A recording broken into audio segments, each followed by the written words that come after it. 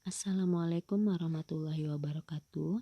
Baik, pada kesempatan kali ini kita akan melanjutkan materi kita sebelumnya tentang sistem imun atau sistem pertahanan tubuh.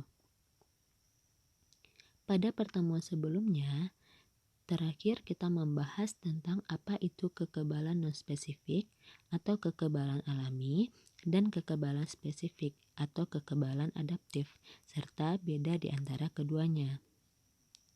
Sekarang kita akan membahas lebih dalam tentang kekebalan spesifik.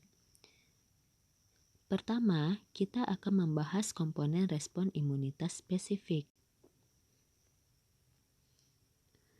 Respon imunitas atau kekebalan spesifik melibatkan dua komponen, yaitu antigen dan antibodi. Adik-adik pasti sudah tidak asing lagi mendengar dua istilah tersebut, antigen dan antibodi, karena pada materi sebelumnya yaitu tentang sistem peredaran darah, kita telah mengenal istilah antigen dan antibodi. Pertama, kita akan membahas terlebih dahulu apa itu antigen. Antigen yaitu zat yang merangsang respon imunitas, terutama dalam menghasilkan antibodi. Antigen dapat berupa bakteri, virus, protein, karbohidrat, sel-sel kanker, ataupun racun. Antigen memiliki beberapa bagian. Yang pertama, determinan antigen atau disebut juga dengan epitop. Bagian antigen yang dapat membangkitkan respon imunitas atau dapat menginduksi pembentukan antibodi. Suatu antigen dapat memiliki 2 atau lebih molekul determinan antigen. Bagian yang kedua yaitu hapten. Hapten merupakan molekul kecil yang jika sendiri tidak dapat menginduksi produksi antibodi.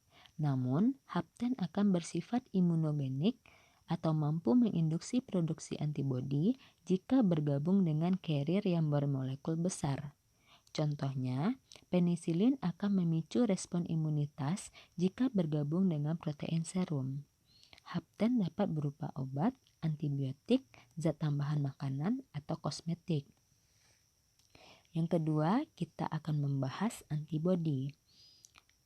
Antibodi merupakan protein larut yang dihasilkan oleh sistem imunitas sebagai respon terhadap keberadaan suatu antigen dan akan bereaksi dengan antigen tersebut. Berarti antibodi dibentuk karena adanya antigen. Nah, antibodi merupakan protein plasma yang sering kita sebut dengan imunoglobulin atau Ig. Terdapat 5 kelas imunoglobulin. Yang pertama, imunoglobulin A, yang kedua imunoglobulin D, yang ketiga imunoglobulin E, yang keempat imunoglobulin G, dan yang kelima imunoglobulin M. Mari kita bahas satu persatu kelas dari imunoglobulin tersebut.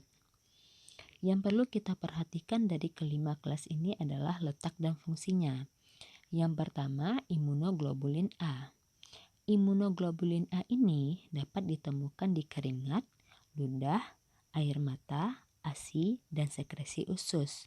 Fungsi dari imunoglobulin A adalah melawan organisme yang masuk ke tubuh. Yang kedua, imunoglobulin D. Dapat ditemukan di limfosit B. Fungsinya memicu respon imunitas dan meningkatkan pembelahan sel limfosit B. Yang ketiga, imunoglobulin E dapat ditemukan dalam darah dan berfungsi sebagai reaksi alergi, aktivasi histamin dari basofil dan sel tiang. Yang keempat, imunoglobulin G dapat ditemukan di jaringan dan darah. Fungsinya pelindung terhadap mikroorganisme dan toksin serta meningkatkan efektivitas sel fagositosik. Yang kelima, imunoglobulin M dapat ditemukan atau menetap dalam pembuluh darah dan berfungsi mengaktifasi komplement dan meningkatkan fagositosis. Selanjutnya, kita akan melihat struktur dari antibodi itu sendiri. Nah, coba perhatikan gambar yang ada. Ini gambarnya cukup jelas. Yang pertama, antibodi tersebut terdiri atas 2 rantai berat dan 2 rantai ringan yang dihubungkan dengan jembatan disulfida. Nah, coba adik-adik cari dan perhatikan mana yang rantai ringan, mana yang rantai berat. Jadi totalnya ada 2 rantai ringan, ada 2 rantai berat. Kemudian ada daerah variabel atau daerah V. Antar molekul memiliki rangkaian asam amino yang berbeda dan membentuk suatu reseptor untuk antigen spesifik. Nah, ketemukan yang mana daerah variabel atau daerah V itu. Yang ketiga ada daerah konstan atau daerah C yang menstabilkan sisi pengikat antigen. Dan selanjutnya ada daerah engsel yang memungkinkan kedua lengan Y dapat membuka dan menutup. Adik-adik bisa lihat sendiri di gambar mana bagian-bagian yang telah disebutkan. Selanjutnya, kita akan membahas tentang interaksi antara antibodi dan antigen. Nah, interaksi antara antibodi dan antigen memiliki 4 mekanisme dalam pengikatannya. Yang pertama, fiksasi komplemen atau aktivasi sistem komplemen. Yang kedua, netralisasi. Yang ketiga, aglutinasi. Dan yang keempat, presipitasi. Pertama, kita bahas dulu tentang fiksasi komplemen atau aktivasi sistem komplemen. Fiksasi komplemen yaitu aktivasi sistem komplemen oleh kompleks antigen antibodi. Komplemen memiliki sekitar 20 protein serum yang berbeda. Tanpa adanya infeksi, protein serum tersebut dalam keadaan inaktif atau tidak aktif. Pada saat terjadi infeksi, protein pertama dalam rangkaian protein komplemen diaktifkan atau menjadi aktif. Selanjutnya, memicu serangkaian aktivasi protein komplemen berikutnya, seperti jalur berantai. Nah, hasil dari rangkaian reaksi komplemen tersebut menyebabkan lisisnya banyak jenis virus dan sel-sel patogen. Nah, begitu ya cara kerjanya. Kemudian, penghancuran sel-sel patogen oleh komplemen yang dipicu oleh pengikatan antibodi antigen ini disebut dengan jalur klasik. Nah, ada beberapa efek dari fiksasi komplemen. Yang pertama, ada opsonisasi. Partikel antigen diselubungi antibodi atau komponen komplemen yang dapat meningkatkan pertautan makrofag ke mikroorganisme sehingga memfasilitasi dan meningkatkan fagositosis. Yang kedua, sitolisis.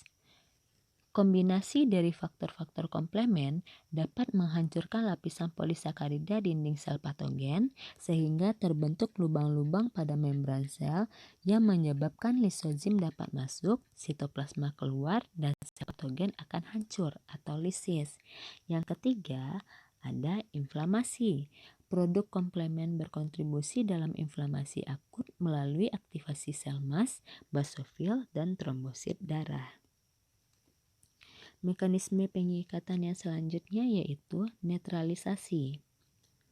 Netralisasi terjadi jika antibodi menutup situs determinan antigen, sehingga antigen menjadi tidak berbahaya dan sel fagosit dapat mencerna antigen tersebut. Yang ketiga, mekanisme aglutinasi atau mekanisme penggumpalan terjadi jika antigen berupa materi partikel seperti bakteri atau sel-sel darah merah. Ingat ya, antigennya berupa materi partikel seperti bakteri atau sel-sel darah merah. Molekul antibodi memiliki paling tidak 2 tempat pengikatan antigen. Contohnya, imunoglobulin M dapat mengikat 5 bakteri. Selanjutnya, kompleks besar ini dengan mudah difagosit oleh makrofag. Mekanisme selanjutnya yaitu presipitasi atau pengendapan, yaitu pengikatan silang molekul-molekul antigen yang terlarut dalam cairan tubuh. Setelah diendapkan, antigen tersebut dikeluarkan dan dibuang melalui peristiwa fagositosis. Marilah kita lihat bagian dari mekanisme pengikatan antibodi ke antigen. Ikatan antigen dan antibodi akan menginaktifkan antigen. Nah, ini gambar yang pertama ada peristiwa netralisasi atau menutup epitop dengan menyelimuti antigen. Yang kedua ada peristiwa aglutinasi mikroorganisme. Yang ketiga ada presipitasi antigen terlarut. Yang keempat ada aktivasi sistem komplement. Ingat ya, aktivasi sistem komplement itu akan menyebabkan selnya lisis, sedangkan netralisasi, aglutinasi, dan presipitasi menyebabkan terjadi peristiwa fagositosis oleh makrofag. Nah, demikian materi kita pada saat sekarang ini. Materi selanjutnya akan kita bahas pada pertemuan berikutnya.